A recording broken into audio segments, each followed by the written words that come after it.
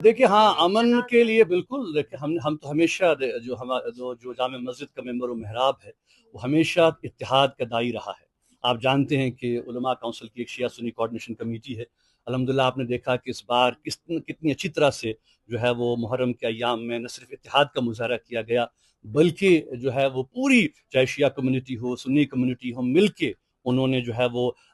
شہدائے کربلا اور امام حسین کو خراج عقیدت پیش کیا۔ بلکہ کل مجھے اسی یونٹی کو آگے بڑھاتے ہوئے جو ہے وہ جو بیمنا کے ہمارے حادی صاحب ہیں، آغا حادی صاحب، ان کے اس میں جو امام باڑا ہے وہاں امام اور شہدائے کربلا کو خراج عقیدت بھی پیش کرنا تھا، بدقسمتی سے حکومت نے موقع نہیں دیا۔ لیکن میں سمجھتا ہوں کہ جہاں تک جموں کشمیر کے عوام کی بات ہے، یہاں کے عوام ہمیشہ سے اتحاد کے جو ہے وہ راوی رہے ہیں، اور ہماری متحدہ مجلس علماء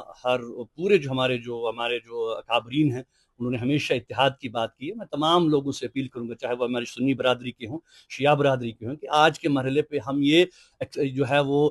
یہ ان حالات میں ایکسپیکٹ نہیں کر سکتے کہ ہمارے درمیان انتشار ہو۔ ٹھیک ہے، کبھی کبھار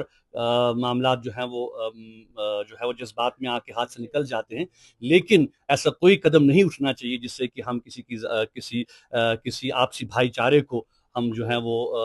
زخم پہنچائیں۔ اور اس کے ساتھ ساتھ میں یہ بھی کہنا چاہتا ہوں کہ آج جو عالمی امن کی ہم بات کر رہے ہیں، مجھے خوشی ہے کہ الحمدللہ جو کوششیں ہو رہی ہیں، خاص کر امریکہ ایران کے درمیان، آپ نے سنا ہوگا کہ ایک بار پھر بات چیت ہونے جا رہی ہے اس ہفتے، تو ہم نے اس کو ہمیشہ سپورٹ کیا ہے۔ اور اسی تناظر میں نے پچھلے جمعہ کو بھی جو بات کہی کہ اگر ایران اور امریکہ میز پہ آ سکتے ہیں تو ہندوستان اور پاکستان بھی میز پہ آ سکتے ہیں، اور ہم توقع رکھتے ہیں کہ میں نے اسی تناظر میں جو ہے وہ جو انڈیا کی جو لیڈرشپ ہے ان کو بھی اپیل کی ہے کہ وہ بھی ڈائلاگ کی جو ہے وہ راہ اس کو اختیار کرے، کیونکہ جنگوں سے مسئلے حل نہیں ہوتے، جو مسئلے حل ہوتے ہیں وہ جو ہے بات چیت سے ہوتے ہیں، اور لوگوں کو سمجھنا چاہیے کہ جو بات ہم کہہ رہے ہیں کس تناظر میں کہہ رہے ہیں، کس کانٹیکسٹ میں کہہ رہے ہیں۔ اور میں سمجھتا ہوں کہ آج کے دور میں واقعی ہمارے خطے میں بہت زیادہ پوٹینشل ہے بر صغیر میں، کہ ہم اقتصادی طور ہیومن ریسورس ہمارے پاس ہے، پورا خطہ جو ہے آگے بڑھ سکتا ہے۔ کاش کہ ہماری جو لیڈرشپ ہے بر صغیر کی وہ بھی